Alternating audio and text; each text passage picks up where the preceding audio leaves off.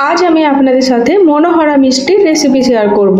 জনের খুবই বিখ্যাত মিষ্টি হলো এই মনোহরা মিষ্টি, আর এটা বাড়িতে বানানো কিন্তু খুবই সহজ। ভিডিওটা পুরোটা দেখতে থাকুন, তাহলে আপনারা বুঝতে পারবেন যে এই মনোহরা মিষ্টি বাড়িতে কিভাবে সহজে বানিয়ে ফেলা যায়। এই মিষ্টিটা কিন্তু বেশ অনেক দিন অবধি ভালো থাকে, খুব তাড়াতাড়ি খারাপ হয়ে যায় না। তাই একবার বানিয়ে এই মিষ্টিটা প্রায় এক সপ্তাহের জন্য আপনারা রেখে খেতে পারবেন। তো চলুন আর দেরি না করে ঝটপট মনোহরা মিষ্টির রেসিপিটা দেখে নেওয়া যাক। মিষ্টি বানানোর জন্য প্রথমে আমি একটা পাতিলার মধ্যে 1 লিটার ফুল ফ্যাট দুধ নিয়ে নিয়েছি। একটা জায়গার মধ্যে 2 চামচ মতো ভিনিগার আর 4 চামচ মতো জল মিশিয়ে একটা মিশ্রণ তৈরি করে রেখেছি।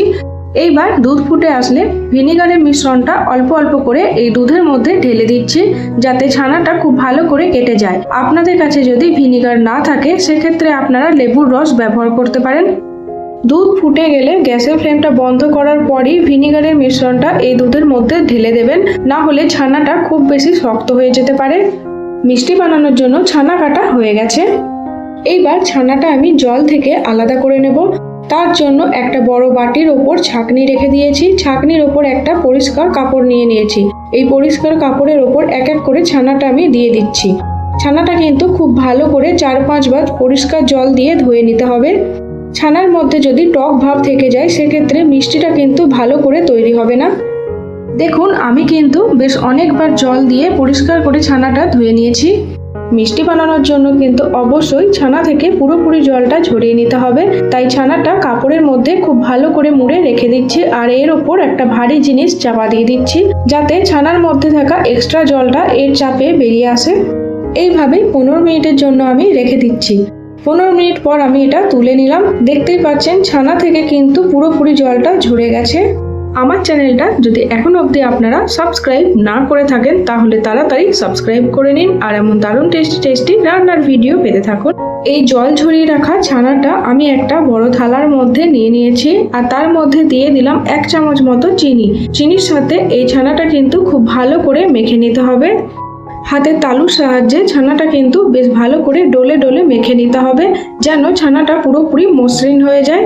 আমি যেমনভাবে দেখাচ্ছি দেখুন, আপনারাও ঠিক সেইভাবেই ছানাটা মেখে নেবেন। এই ছানাটা যত ভালো করে মাখা যাবে মিষ্টিটা কিন্তু ততই ভালো তৈরি হবে। তাই ছানাটা কিন্তু একটু টাইম নিয়ে হাতের সাহায্যে খুব ভালো করে ডলে ডলে মেখে নিতে হবে। ভালো করে ছানাটা মেখে নিতে আমার কিন্তু 10 মিনিট মতো টাইম লেগেছে।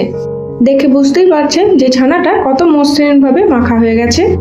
মিষ্টি বানানোর জন্য আমি একটা কড়াই নিয়েছি, আর কড়াইয়ের মধ্যে দিয়ে দিয়েছি প্রায় 200 ml মতো ফুল ফ্যাট দুধ। এই কাপটার মাপ করে আমি 1 কাপ মতো দুধ দিয়ে দিয়েছি। দুধ হালকা গরম হয়ে আসলে এর মধ্যে দিয়ে দিলাম বড় চামচের 2 চামচ মতো মিল্ক পাউডার। যাতে দুধটা তাড়াতাড়ি ঘন হয়ে আসে তার জন্য আমি এখানে মিল্ক পাউডার ব্যবহার করেছি। দুধ একটু ফুটে আসলে এর মধ্যে দিয়ে দেব আগে থেকে মেখে রাখা ছানাটা। এই ছানাটা দুধের সাথে খুব ভালো করে মিশিয়ে নিতে হবে, আর এই সময় গ্যাসের ফ্লেমটা অবশ্যই লোতে রাখবেন। এই মনোহরা মিষ্টিটা আপনারা একবার অবশ্যই বাড়িতে বানিয়ে দেখবেন। এটা খেতে দারুণ লাগে, আর একবার বানিয়ে আপনারা প্রায় 1 সপ্তাহের জন্য রেখে দিতে পারবেন, কারণ এই মিষ্টিটা কিন্তু খুব তাড়াতাড়ি খারাপ হয়ে যায় না, বেশ অনেক দিন অবধি ভালো থাকে। দুধ ও ছানার মিশ্রণটা বেশ অনেকটাই কমে এসেছে। এইবার এর মধ্যে দিয়ে দিলাম 1/2 কাপ মতো চিনি। মিষ্টির পরিমাণটা আপনারা নিজেদের ইচ্ছা মতো কম বেশি করে নিতে পারেন। চিনিটা খুব ভালো করে এর সাথে নেড়ে চেড়ে মিশিয়ে নিচ্ছি, আর যতক্ষণ না অবধি মিষ্টিটা ঘন হয়ে আসছে ততক্ষণ অবধি কিন্তু সমানে নেড়ে চেড়ে মিষ্টিটা তৈরি করে নিতে হবে। দেখুন মিষ্টিটা কিন্তু বেশ অনেকটাই ঘন হয়ে গেছে। মনোহরা বানানোর জন্য মিষ্টি একদম রেডি। এই সময় গ্যাসের ফ্লেমটা আমি অফ করে দিলাম। এইবার এই মিষ্টিটা আমি একটা আলাদা বাটির মধ্যে ঢেলে নিলাম, আর এই মিষ্টিটা প্রায় 10 থেকে 15 মিনিটের জন্য ঠান্ডা হতে রেখে দিচ্ছি।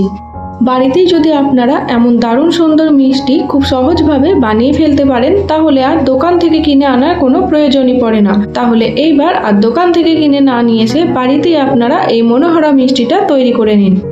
15 মিনিট পর মিষ্টিটা কিন্তু হালকা ঠান্ডা হয়ে গেছে। এইবার এই মিষ্টি থেকে ছোট ছোট অংশ নিয়ে আমি বলের আকারে তৈরি করে নিচ্ছি। দেখুন একটা মিষ্টির বল এখানে তৈরি করে নিয়েছি। আবারও ঠিক একইভাবে আরও একটা মিষ্টির বল আমি তৈরি করে নিচ্ছি। মিষ্টিটা খেতে এতটা ভালো হয় যে একবার বানিয়ে খেলে মনে হবে বারবার বানিয়ে খাই।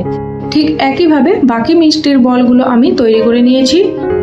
তাহলে আর দেরি না করে ঝটপট এই রাখি পূর্ণিমার জন্য মনোহরা মিষ্টিটা বানিয়ে নিন। দেখুন এখানে আমার সব মিষ্টির বলগুলো তৈরি করা হয়ে গেছে। মনোহরা মিষ্টির ওপর চিনির রসের যে একটা কোটিং থাকে সেটাই আমরা তৈরি করে নেব। চিনির রস তৈরি করার জন্য প্রথমে আমি একটা কড়াই নিয়েছি।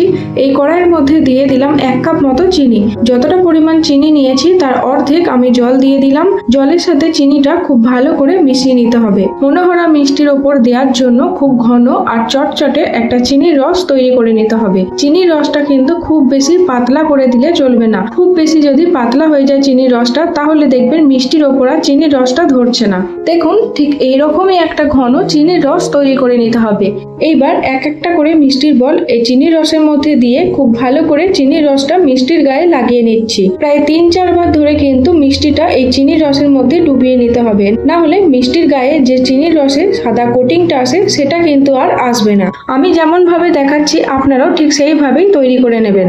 এই মিষ্টিগুলো রাখার জন্য কিন্তু একটা বড় জায়গা নিতে হবে আর তার মধ্যে আগে থেকে তেল বা ঘি ব্রাশ করে নিতে হবে যাতে মনোহরাগুলো খুব সহজভাবে উঠে আসে। মিষ্টিগুলো রসে ডুবিয়ে নেওয়ার পর প্রায় 15 থেকে 20 মিনিটের জন্য ঠান্ডা হতে দিতে হবে। তাহলে দেখবেন মিষ্টির গায়ে খুব সুন্দরভাবে এই চিনির রসের সাদা কোটিংটা চলে এসেছে।